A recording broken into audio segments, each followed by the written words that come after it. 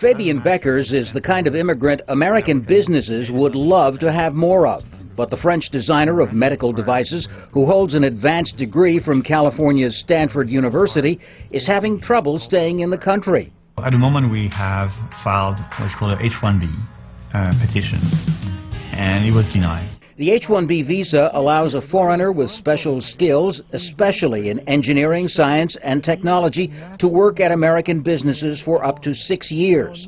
But only 85,000 such visas are offered annually, and this year there were nearly twice as many applicants. So, for the first time in more than a decade, Congress is considering an expansion of the H-1B program. Otherwise, say its promoters, the United States will keep suffering a brain drain of talented foreigners it can ill afford. They're not just tempted to take their education home with them and start businesses elsewhere. They are attracted by their home countries and forced by our outdated immigration system.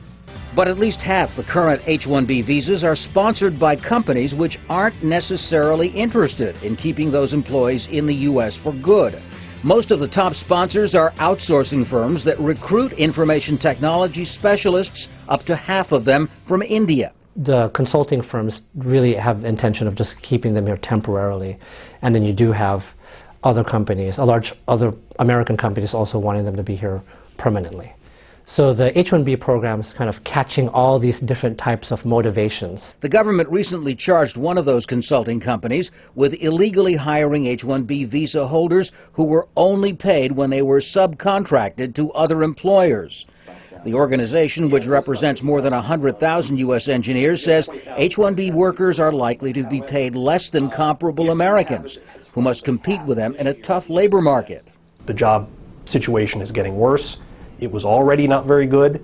There is simply very little macroeconomic data to support the argument that there is a shortage of high-skilled workers in the United States.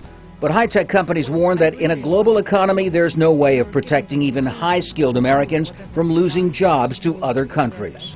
So instead of expanding the temporary visa program, some would prefer granting many more highly skilled foreigners permanent residence. One of the options Congress is considering as it tries to overhaul the tangled immigration system. Tom Ackerman, Al Jazeera, Washington.